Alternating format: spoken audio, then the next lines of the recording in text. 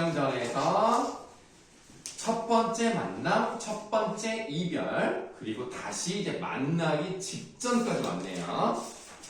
그래서 이제 시가 두 편이 나올 건데요. 첫 번째는 이생의 시를 우리가 읽어본 거고요. 두 번째는 이제 최 씨가 쓴 시를 보도록 하겠습니다. 최 씨는 이 소식을 듣고 병이 차츰 회복되었다. 그리고 그녀 역시 시 한 수를 지었다. 나쁜 인연이 바로 좋은 인연이었던가. 맹세의 말이 마침내 이루어졌네. 그 다음 임과 함께 작은 술에 끌고 갈라 이라고 되어 있는데요. 이것도 고사를 인용한 겁니다. 한나라라는 데가 있었죠. 중국에서. 한나라에 포선이라는 사람이 있었고요. 그리고 그 아내 이름이 환소군인데요. 이따 뒤에 한번 나올 거예요. 그 포선과 환소군이 있는데 둘이 결혼한 다음에 작은 수레를 끌면서 시댁으로 갔다. 뭐 이런 얘기가 있어요. 그래서 이제 임과 함께 작은 수레를 끌고 갈날이라는 것은 혼인을 해서 함께 지내는 날을 의미합니다. 어느 때일까? 그 다음 부축받고 일어나 꽃비녀를 추스리려네 라고 되어 있네요. 그래서 지금까지 많이 아팠죠? 하지만 결혼한다는 얘기를 들었으니까 이제 힘이 나겠네. 병에서 회복하여 힘차게 살아가겠다는 마음을 드러낸 표현이라고 보시면 되겠습니다. 자, 이에 비례를 가려 혼례를 치르니 끊어졌던 사랑의 줄이 다시 이어지게 되었다. 결혼했네요. 두 번째 만남이 이루어졌죠? 그들은 혼인 후 부부가 서로 사랑하고 공경하면서 손님을 대하듯 예를 갖추니 비록 양홍과 맹광, 포선과 황소군이라도 그 절개와 의리를 따를 수가 없었다. 왼쪽을 보시면 아주 금슬이 좋았던 그런 사람들이라는 걸 알 수가 있는데 그런 사람들보다 더 함께하면서 잘 살았다. 이런 얘기입니다. 이생은 이듬해 과거의 급제하여 높은 벼슬에 올랐는데 그 명성이 조정에 자자하였다. 잘 되네요. 신축년에 이게 굉장히 구체적이죠. 1361년입니다. 홍건적이 고래 서울인 개성을 점령하자 임금은 복주로 피란을 갔다. 홍건적은 집을 불태우고 사람을 죽이고 가축을 잡아먹었다. 백성들은 부부 친척끼리도 서로를 보호하지 못하고 이리저리 달아나 숨은 채 각자 자기 살 길을 도모해야 하는 처지가 되었다. 이생도 가족을 데리고 외진 산골로 숨었는데 도적 한 명이 칼을 빼어들고 그애들의 뒤를 쫓아왔다. 이생은 달아나 겨우 목소리를 얻었지만 최 씨는 도적에게 사로잡히고 말았다. 쯧쯧. 도적이 자신을 겁탈하려 하자 최 씨는 크게 꾸짖으며 말했다. 호귀. 자, 호귀에서 꺽쇠를 열게요. 여기서 호귀는 오랑캐 호자에 그 귀신할 때 귀자입니다. 오랑캐 귀신 같은 놈아, 나를 죽여 삼켜버려라. 차라리 죽어 승냥이와 이리의 뱃속에 들어갈지언정 어찌 개돼지 같은 놈의 짝이 되겠느냐 하고 달아요. 그래서 이 꺽쇠친 부분에서는 내가 차라리 죽을지언정 너에게 정절을 뺏기진 않겠다 이런 거거든요. 목숨을 다해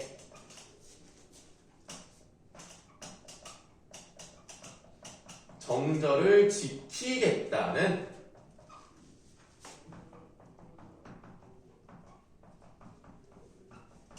단호한 의지를 드러냅니다. 이런 걸 보면 최 씨가 생각보다 용감해요. 그러니까 내가 죽는 한이 있더라도 너 같은 놈이랑은 할 수가 없다. 나는 그냥 죽겠다. 이런 얘기입니다. 그러니까 죽음을 선택을 합니다.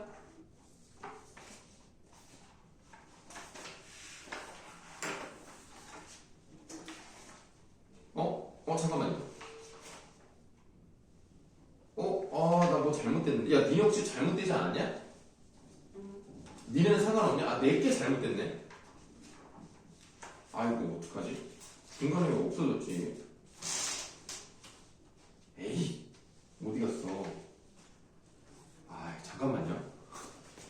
함정이 없어져 버렸네.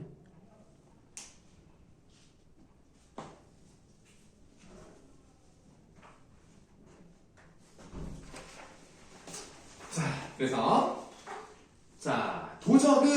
도적은에서 각진가로 한번 열어보죠. 도적은 노하여 최 씨를 죽이고 난자질하였다. 되게 잔인하게 죽었어요. 막 칼로 막 찔러서 죽었단 말이에요. 죽었기 때문에 둘이 헤어졌죠. 이 두 사람의 만남이 두 번째 시련을 겪게 됩니다. 그래서 최 씨의 비참한 죽음이죠.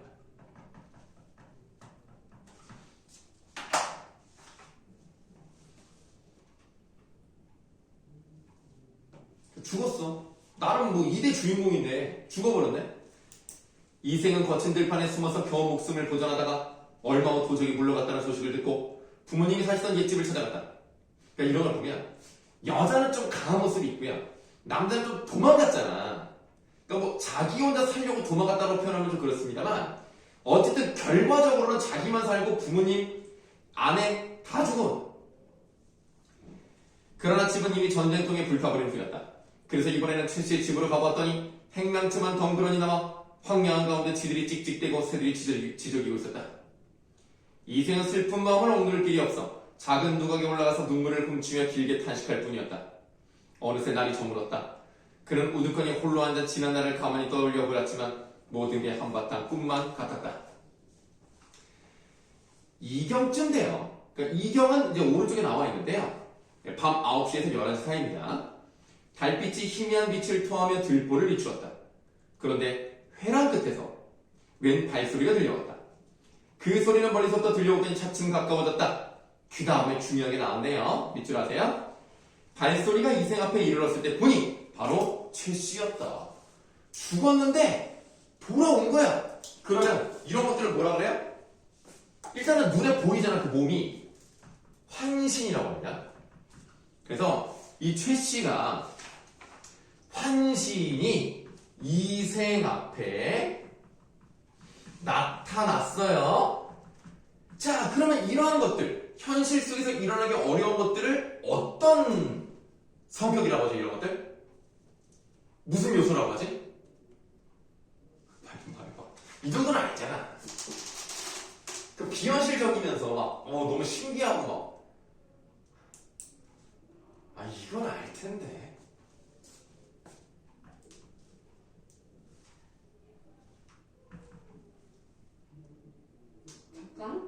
아니. 적강은 이제 그 신성계에 있던 사람들이 이제 인간계로 떨어지는 거고, 전설? 아니.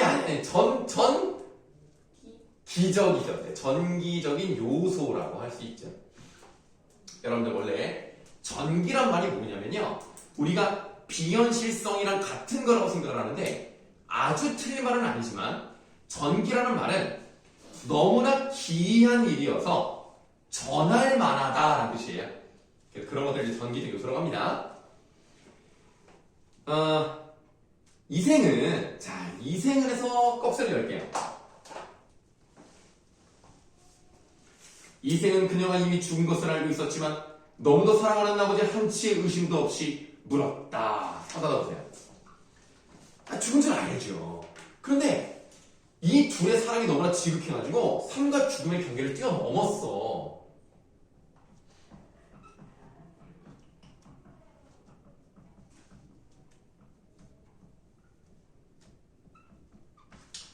자, 뛰어넘었고요. 그래서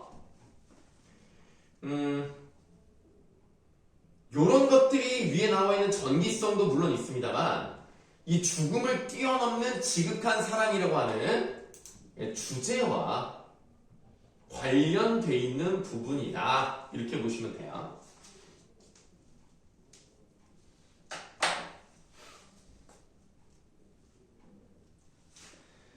당신은 어디로 피난하여 목숨을 부지하였소? 최씨는 이생의 손을 잡고 한바탕 통곡하더니 그간의 사정을 이야기하기 시작했다. 저는 본디 양가의 딸로서 어려서부터 어버이의 가르침을 받들어 수놓기와 바느질에 힘쓰고 시서와 인의의 방도를 배울 뿐이었습니다. 오로지 규문의 법도만 알았을 뿐 어찌 집 밖의 일을 헤아릴 수 있었겠습니까? 그런데 당신께서 붉은 살구꽃이 핀 담장을 한번 엿보신 후 제가 스스로 푸른 바다에 구슬을 바쳤지요. 그러니까 이거 보시면 제가 스스로란 말이 나왔어요. 그러니까 사람이 부모가 정해준 게 아니라 자기가 선택한 사람, 능동적인 사람, 이걸 얘기하는 거죠. 꽃 앞에서 한 번 웃고는 평생의 은혜를 맺었고 휘장 안에서 다시 만났을 때는 은정의 100년을 넘칠 것 같았지요. 말이 여기 이르고 보니 슬프고 부끄러워 견딜 수가 없군요. 장차 평생을 함께하려고 하였는데 뜻밖의 횡액을 만나. 횡액의 뜻은 나와 있으니까 보시면 되겠고 여기서 말하는 뜻밖의 불행은 뭐예요? 홍건적인 나를 말하겠죠? 뜻밖의 횡액을 만나 구덩이에 뒹굴게 될 줄 어찌 생각이나 했겠습니까?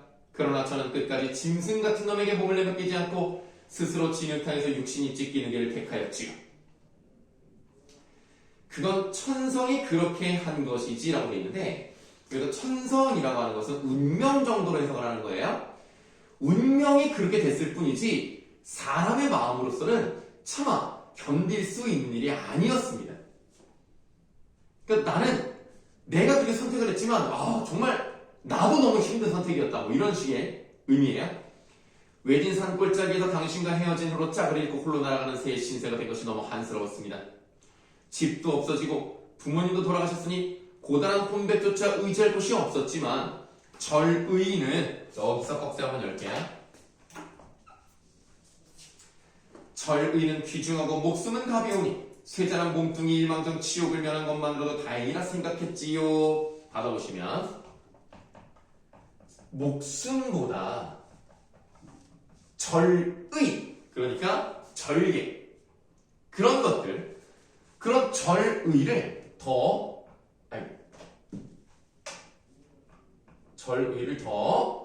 중시했다는 걸 알 수가 있고요. 그렇기 때문에 이 여자도 똑같이 유교적인 가치관을 가지고 있는 여자는 맞습니다.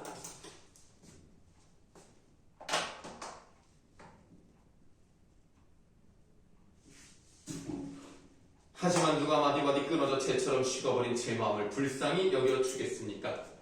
그저 조각조각 끊어진 썩은 창자만 모아두었을 뿐 해골은 들판에 던져졌고 간과 쓸개는 땅바닥에 버려져 흙먼지를 뒤집어 쓰고 있지요. 가만히 지난날의 즐거움을 헤아려 보기도 하지만 오늘의 근심과 원한만이 마음에 가득 차버렸습니다.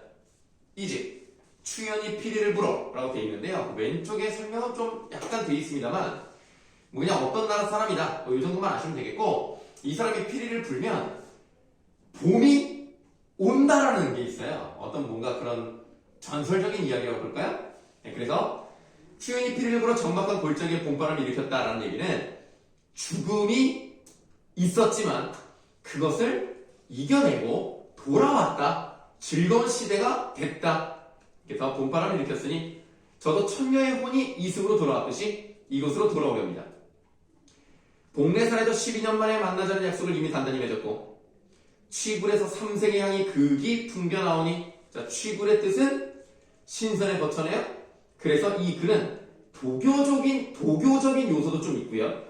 그 다음에 삼생이란 말이 전생, 현생, 내생이니까 불교적인 느낌도 좀 들어가 있습니다. 그래서 이 글은 유교적인 게 가장 크게 나타나지만 불교와 도교의 성격도 어느 정도 가지고 있다. 그동안 오래 떨어져 있던 정을 되살려서 옛 맹세를 저버리지 않겠다고 약속하겠어요. 만약 당신이 아직도 옛 맹세를 잊지 않으셨다면 저는 끝까지 잘해보고 싶어요. 당신도 허락하시는 거지요? 정말 말이 길었습니다만 어쨌든 결론적으로는 내가 이렇게 돌아왔으니까 함께 삽시다, 이거죠? 이생은 기쁘고도 감격하여 말했다. 그건 바로 내가 바라던 바요.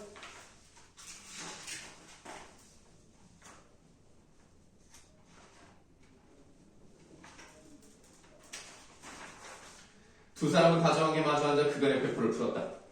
그러다가 제 사람 얼마나 도적에게 약탈당했는가에 대해 묻자 최 씨가 말하였다. 그 다음 밑줄 아세요? 조금도 잃지 않았어요. 아무산 아무 골짜기에 묻어두었답니다. 그러면 최 씨가 어떤 성격을 가지고 있는지를 알 수가 있겠네. 굉장히 꼼꼼한 사람이에요. 최 씨의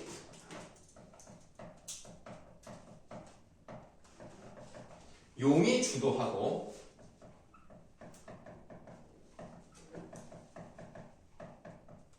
현명한 성격이 드러났어요.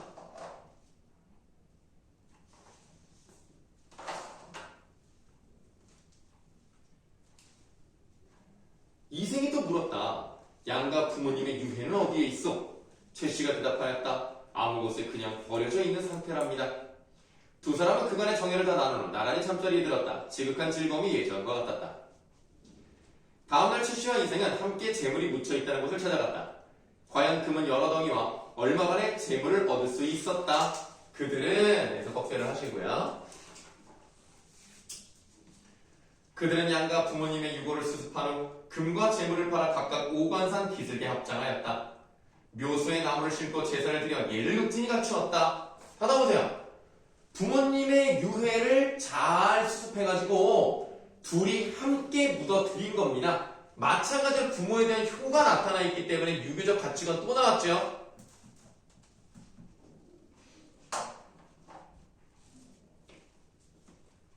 자, 그 뒤 이생은 벼슬을 구하지 않고 최 씨와 함께 살았다.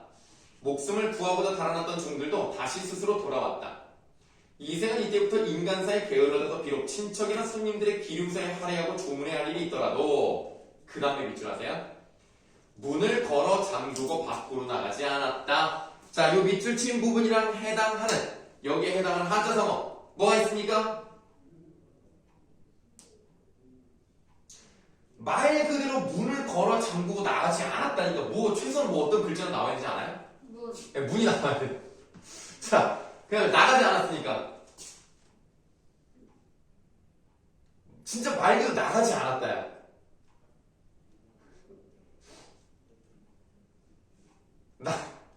불이 들어가야 되지 않아요? 왜? 그 다음에 나가야 돼. 나가. 행. 응? 그건 다니는 거고. 아니 나가는 거. 술. 술. 자, 이제 그럼 문을 걸어 잠그고 이제 걸어 잠근다만 나오면 돼요. 이건 솔직히 좀 어려우니까 두문 불출이라고 합니다. 들어본 적은 있지 않아요? 네네네.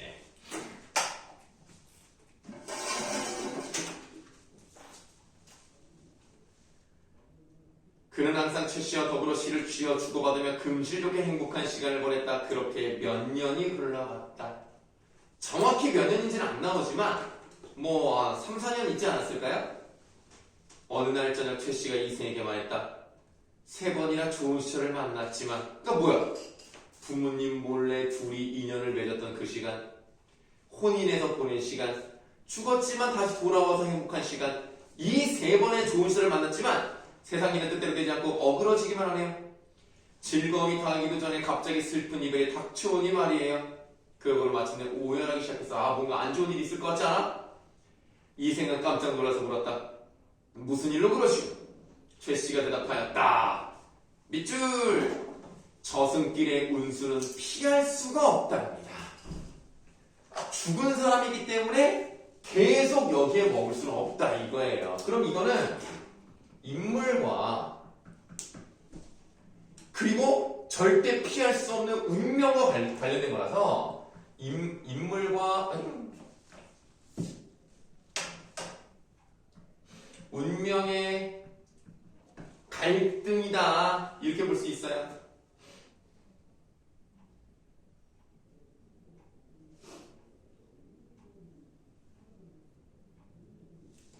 그럼 보세요.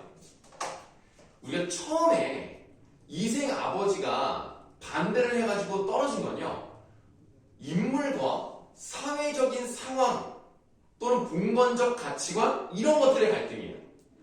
두 번째, 홍건적의 난이 일어나 죽은 것은 마찬가지로 인물과 사회의 갈등입니다. 이거는 인물과 운명의 갈등이죠. 어쨌든 지금 이런 상황에서는 계속 갈등의 관계가 계속 나타나 있고요. 그래서 그런 것들을 통해서 이 사람들이 얼마나 힘들었고, 하지만 그것을 이겨내려고 노력을 했다는 거예요. 그러니까 부모님의 반대가 있었지만 결국 만났죠. 홍건적의 난 때문에 죽었지만 결국엔 만났죠. 그래서 그런 것들을 극복하고자 하는 그런 노력을 했지만 결론적으로는 어떻게 되는 거예요? 운명에 패배하는 그런 모습으로 끝이 난다는 거예요. 하느님께서 앞에 꺽쇠, 하느님께서 저와 당신의 영분이 아직 끝나지 않았고 또 저희가 아무런 죄악도 저지르지 않았음을 아시고 이 몸을 환생시켜 당신과 지내며 잠시 시름을 잊게 해주신 것이었어요. 가두면 내가 돌아올 수 있었던 이유가 뭐냐? 아직 인연이 끝나지 않았어. 그리고 죄를 짓지 않아. 착해. 그러니까 환생을 시켜준 거야. 그럼 지금 이거는 이생과 최 씨의 만남에, 자, 그 다음에 뭐라고 쓸까요?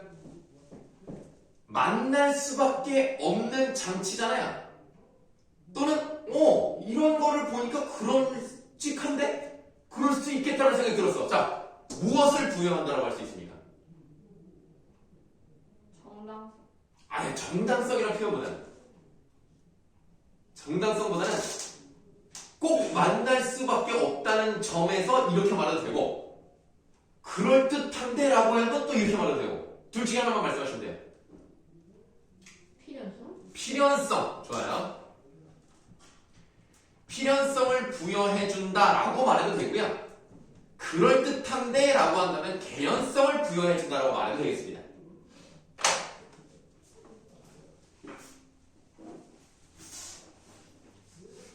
그러나 인간 세상에 오랫동안 머물면서 산 사람을 미혹시킬 수는 없답니다. 최 씨는 시녀를 시켜 술을 올리게 하고는 옥루춘에 맞추어 노래를 부르면서 이생에게 술을 권하였다 하고 이제 아까도 말했지만 시가 또 들어가 있어요. 물론 이제 노래지만 노래랑 시가 이게 들어간다. 창과 방패가 눈에 가득한 싸움터 홍건적의 나를 의미하는 거겠죠. 옥이 부서지고 꽃도 흩날리고 원앙도 짝을 일래 난리가 나서 모든 것이 부서지고 파괴되고 죽음을 맞았다. 자, 꽃도 흩날리고 원앙도 짝을 일래라는데 원앙이라는 것이 예로부터 뭐예요? 부부의 연을 말해주는 동물이죠. 원래 얘들아, 원앙은 되게 사이가 좋은 걸로 유명한 거 알아요? 요즘 부모님들은 아니시겠지만 선생님 부모님 시절만 해도요, 옛날에는 얘들아 TV가 브라운관이라고 혹시 알아? 몰라? 이렇게 달라졌다고? 브라운관 TV 몰라? 뭐 이따만한 거 두께가 이만한 거. 아, 뒤로 넓은 거야? 뒤로. 왜 집에 있어? 옛날에. 뭐 한 5살 때? 알겠습니다. 요즘 TV는 얇잖아요. 얘 같은 거 이만해요. 그리고 약간 블룩한 느낌으로 약간 회색빛 나는 뭐 그런 TV란 말이야. 그러면 이제 TV 자체가 이만큼 하다 보니까 그 윗부분에 자리가 많아요. 그럼 거기다가 이제 뭘 올려놔? 원앙을 올려놔요. 아니, 살아있는 원앙 말고 그 원앙 그 나무 조각을 이렇게 올려놓으면 얘네들이 맨날 남녀가 이렇게 붙어 다니는 애들이야. 그래서 예로부터 원앙은 부부의 금슬을 보여주는 것이다 라고 하는데, 그 과학적인 거 알아요 혹시? 지금 내가 얘기한 건 문학적인 거고, 실제로 원앙은요 일부 다투되기 때문에 되게 여자가 많아요. 그래서 되게 좋아 보이죠? 왜냐면 여기서 놀다가 이리 와서 얘랑 잘 지내. 또 날아가서 또 다른 애랑 또 잘 지내. 그러니까 우리가 볼 때는 사이가 좋구나 이러는데 알고 봤더니 바람둥이야. 어쨌든 우리가 이제 문학에서 원앙이란 말은 이 두 사람 사이에 연이 아주 좋다, 사이가 좋다, 그런데 짝을 잃었다는 거죠. 그래서 요거는 이제 무엇을 비유하는 표현인가를 쓰도록 할게요. 자신이 죽음을 맞았다는 것을 이제 비유하는 겁니다.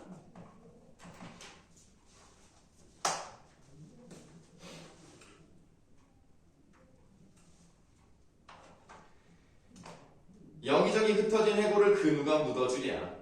피에 젖어 떠드는 영혼 하소연할 곳이 없어라. 무산선녀가 고당에 한번 내려온 후, 자, 요런 말들은 여러분이 어렵기 때문에 왼쪽을 보시면 돼요. 그렇대요. 꿈속에서 선녀와 사랑을 나눴대요. 그렇습니다.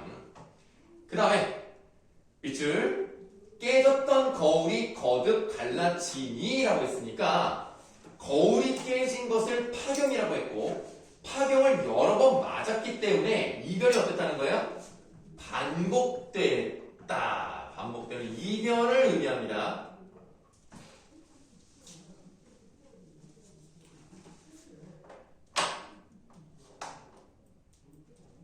깨졌던 거울이 거듭 갈라지니 마음만 쓰려라. 이제 한번 이별하면 둘 사이 아득하니. 또 밑줄 하세요. 하늘과 인간 사이의 소식마저 막히리라. 앞으로 그렇게 될 거라는 얘기죠. 그러면 소식이 막힌다는 것은 이생이 살고 있는 이승과 최 씨가 떠나게 되는 저승의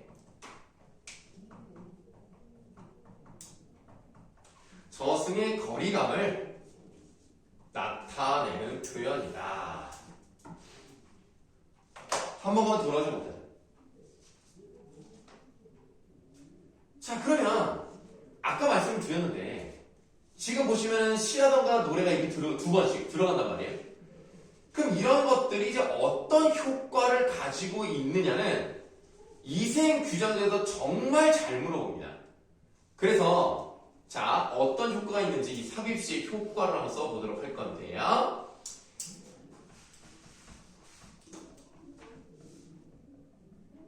인물의 정서를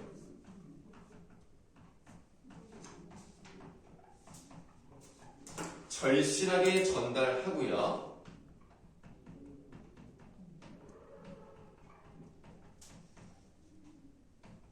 비극적 분위기를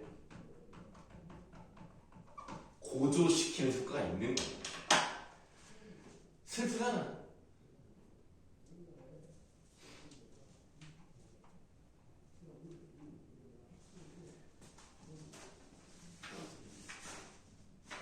최씨는 한마디씩 노래를 부를 때마다 눈물을 삼키느라 곡조를 제대로 이어가지 못하였다.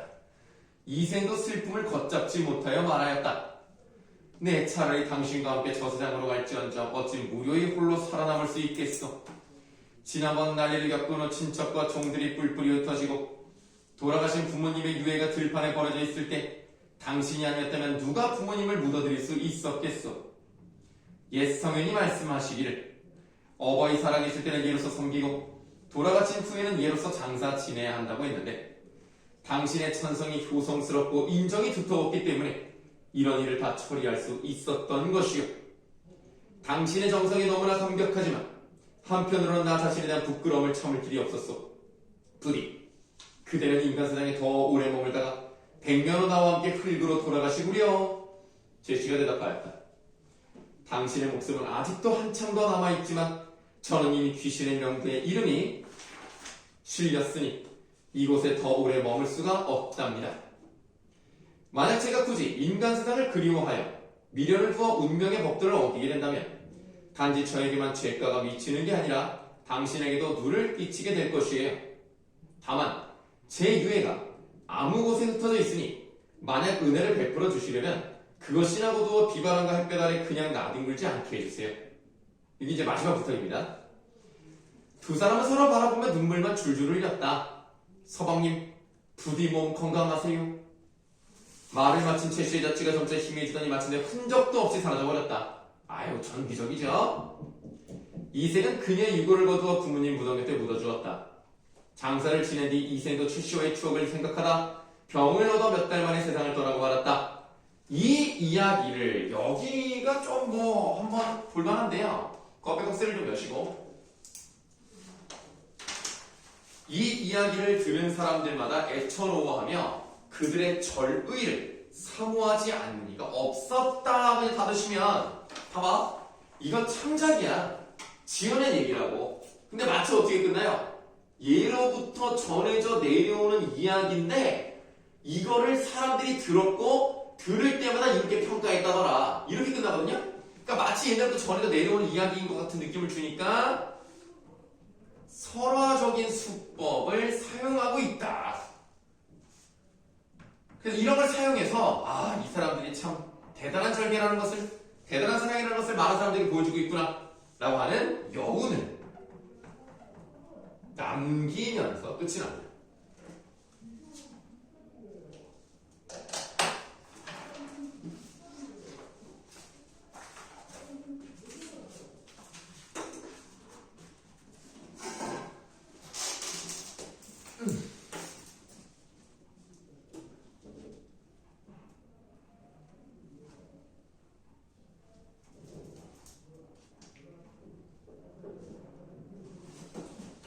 여러분들 혹시 6월 9일이 무슨 날인지 알아요?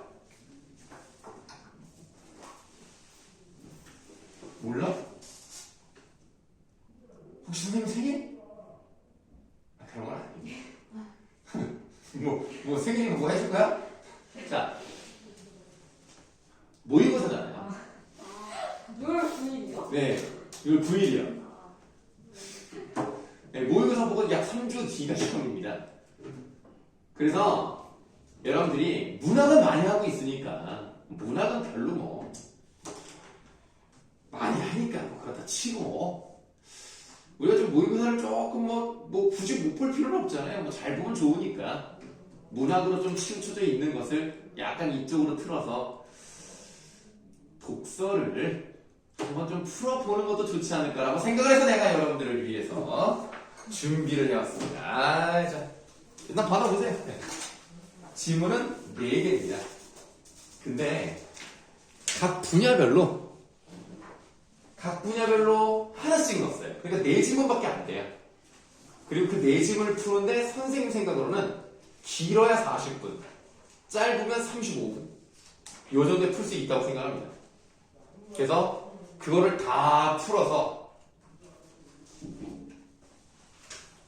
이거 언제까지 풀면 될 것 같아요? 기말. 네? 왜 이렇게 늦게 풀어? 그럼 안 되지. 토요일까지. 왜 좀 바빠요? 평일에 시간이 있는데.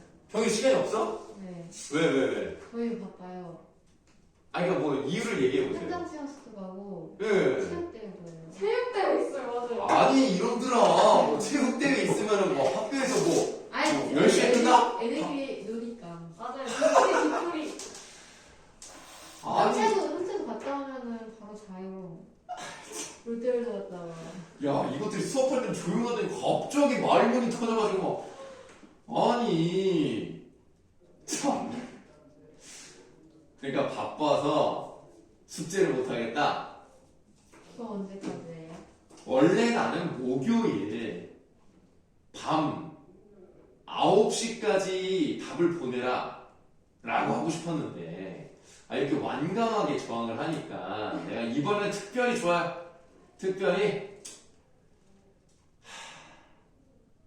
그 토요일 밤까지는 가능합니까? 네. 안 보내. 그러니까 토요일에 이제 야 왜 안 보내? 아 맞다 막 이러지 마. 네. 막 연기하고 막 그러면 어떡하지? 풀기 싫은데 일단은 선생님한테 맞다라고 보내야지 막 이러면 안 돼.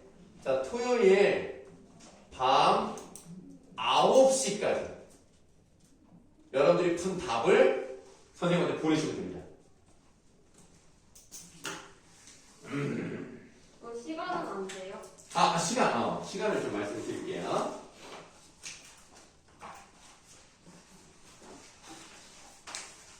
자, 일단 인문 예술 1번은요 8분 10초입니다.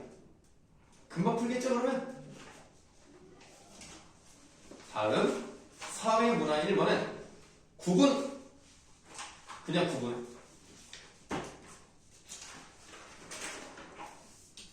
다음 과학기술 1번은 이거 생각보다 쉬워요. 그래서 6분 30초.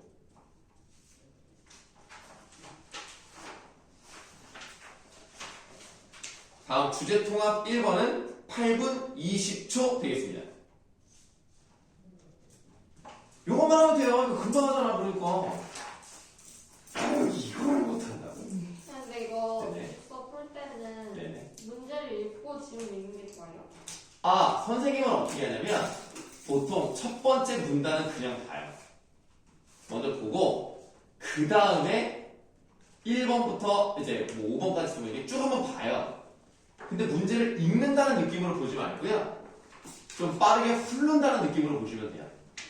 뭘 요구하는 것인가? 그러니까 유형을 찾으라는 얘기예요. 예를 들면 이게 일치 문제구나. 그럼 이건 지금 풀 수 없겠다. 또는 한 문단을 읽었으니까 1번이나 2번 정도에 나올 가능성은 있겠다. 그래서 1번, 2번 정도 봤는데 답이 없어. 그럼 그냥 바로 넘어가. 그 다음에 이거는 다 읽고 풀어야 되겠다. 이거는 왔다 갔다 하면서 풀겠다. 이런 것들만 파악하고 넘어가시면 빠르게 할 수 있어요. 그래서 선생님이 제공해드린 이 시간은 그 1학년 중에 좀 공부를 잘하는 학생이 있어요. 근데 그 학생도 그 시간 안에 푼 게 2개가 있고요. 넘어간 게 2개가 있습니다. 그러니까 여러분들은 그래도 우수한 학생이면 그리고 2학년이니까 여러분들 시간 안에 다 할 수 있을 거라고 생각합니다. 시간 꼭 재면서 하셔야 돼요. 그래야 실력이 늘어납니다. 넘으면 어떡해요? 상관없어요. 상관없어요. 무대가 설마 혼내겠어? 야, 혼내면 근데 거기서 거짓말로 저 이거 다 시간 안에 풀었어요. 그럼 되는 거고. 중요한 건 나한테 혼나고 보고가 아니라 너희들이 그 시간 안에 풀 수 있는 정도의 긴장감을 가지고 풀란 얘기지. 그걸 안 하면 느슨하게 풀게 돼. 그러니까 시간을 정해놓고 하는 연습을 하셔야 결국 독서는 시간 싸움이에요. 니네 모의고사 풀 때 시간 부족하고 그러지 않아? 부족해요. 어떤 게 더 힘드냐? 문학이랑 독서 중에. 질문. 어? 독서. 그렇지? 용비는? 고전 문학이. 아, 근데 고전은 손도 못 대겠던데요? 시간인데. 그 정도야? 네. 근데 고전이 어려워서 그런 게 아니라 독서 푸는데 시간이 오래 걸려서? 어렵고 시간도 없고. 아 그냥 못 알아듣겠어. 아유. 그래. 아유.